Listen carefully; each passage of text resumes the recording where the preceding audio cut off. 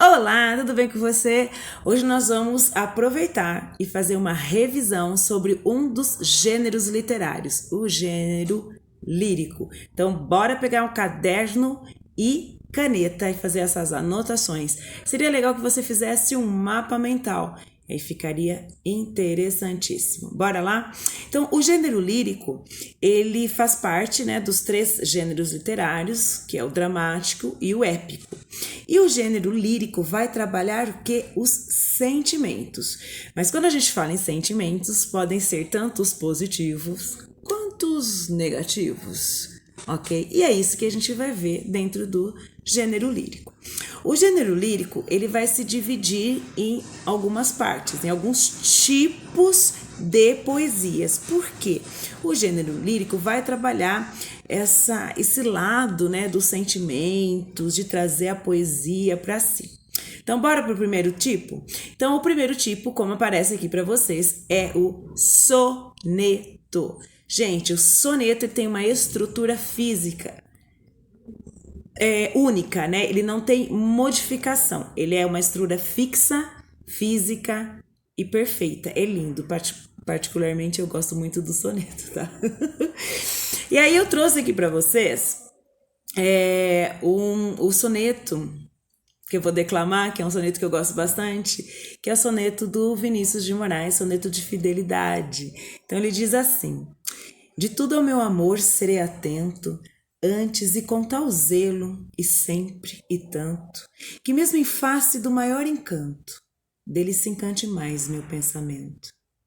Quero vivê-lo em cada vão momento, e em seu louvor hei de espalhar meu canto, e rir meu riso, e derramar meu pranto, ao seu pesar, ao seu contentamento.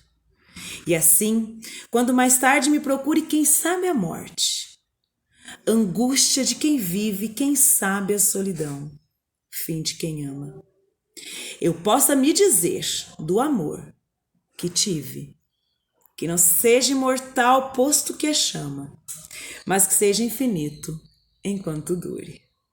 Então eu amo este poema. Então o soneto, ele tem, como eu disse, uma estrutura fixa, E essa estrutura ele é composto por 14 versos, tá? Divididos em as duas primeiras estrofes apresentam 4 versos e as duas últimas estrofes apresentam 3 versos cada. Este é o soneto. Não vai modificar nunca. Se sair dessa estrutura, pode ser qualquer outra coisa, menos um soneto.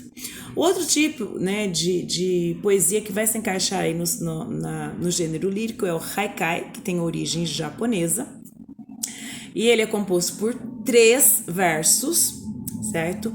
E geralmente o seu tema é a natureza. Então eu separei aqui para vocês Infância, de Guilherme de Almeida. Diz assim: um gosto de amora, comida com sol, a vida chamava-se agora. Lindo, né? Muito fofinho. Então esse é o haikai. 3 versos, uma estrofe bem curtinha. O outro é o ode. O ode talvez você se lembre, bastante conhecido aí como uma revisão, se você já está lá no 3º ano do ensino médio, mas para você que está aqui no 1º ano do ensino médio, a ode é um hino, uma exaltação que você faz, uma glorificação para alguém, ou para algo. Tá? E a ode mais conhecida que nós temos é a de Mário de Andrade, Ode ao Burguês. Então esse é o mais conhecido, que foi declamado lá na Semana de Arte Moderna, na semana de 22. Então é bastante interessante. Eu separei um trechinho porque ele é bem longo, mas você consegue encontrar aqui no YouTube, você consegue encontrar em qualquer buscador. Bora lá, um trechinho da ode? Eu insulto o burguês níquel, o burguês, a digestão bem feita de São Paulo, o homem curva, o homem nádegas, o homem que, sendo francês, brasileiro, italiano, é sempre um cauteloso, pouco a pouco. Tá? Então, ele está glorificando aí, na verdade, ele está falando sobre a burguesia, é uma crítica, então está exaltando a burguesia, a futilidade dela, mas a gente não vai entrar em detalhes agora, que nós não vamos analisar poemas, tá? O outro tipo, né, outra poesia aí que vai se encaixar no gênero lírico é o hino, que também se assemelha à ode, mas também é uma exaltação. E o hino, ele é utilizado, que a gente já conhece, para exaltar os países, e a gente ouve muito isso nos jogos, quando tocam o hino nacional do país. A gente ouve bastante, nós ouvimos bastante agora nas Olimpíadas, né? Então, ele vai exaltar o país. Também pode ser utilizado para exaltar divindades religiosas, por exemplo. Ok? Daí nós temos a sátira. Como assim? Como assim gênero lírico? Eu penso que gênero lírico é uma poesia mais interessante. Não, lembra que eu falei que o gênero lírico vai trazer a poesia com sentimentos positivos e sentimentos negativos. Então a sátira vai entrar, vai se encaixar nessa parte. E aí, como exemplo da sátira, gente, eu trouxe o poeta que eu amo do fundo do meu coração, que é o famoso, gente, eu queria ter conhecido este homem pessoalmente, mas é o famoso Boca do Inferno. Isso mesmo, gente, Gregório de Matos. Então eu peguei um trechinho aqui do poema dele que diz assim: que falta nesta cidade? Verdade. Que mais por sua desonra? Honra. Falta mais que se lhe ponha? Vergonha. Então, gente, é perfeito. É uma sátira, tá? Porque ele vai ridicularizar algo. Neste caso, ele está ridicularizando a própria cidade, né? A corrupção, as coisas que acontecem que não são interessantes, não são legais, certo? Daí nós temos a elegia, tá? Que são poemas tristes, são poemas mais soturnos, que vão trabalhar essa parte, assim, sobre a morte, o amor não correspondido, né? Aqueles poemas mais down, entendeu? Então, e elegia vem do grego, né? Que significa canto triste, que você já deve ter aprendido. E aí eu separei um trechinho do poema de Fagundes Varela, que diz assim: eras na vida a pomba predileta, que sobre um mar de angústias conduzia o ramo da esperança. Eras a estrela que entre as névoas do inverno cintilava, apontando o caminho do pergureiro. Então, eras. Então, acabou. Ele está triste, ele está tendo uma lembrança aí triste. Eras, né? O passado. Então, é um poema aí que vai trazer um sentimento mais triste. Tá?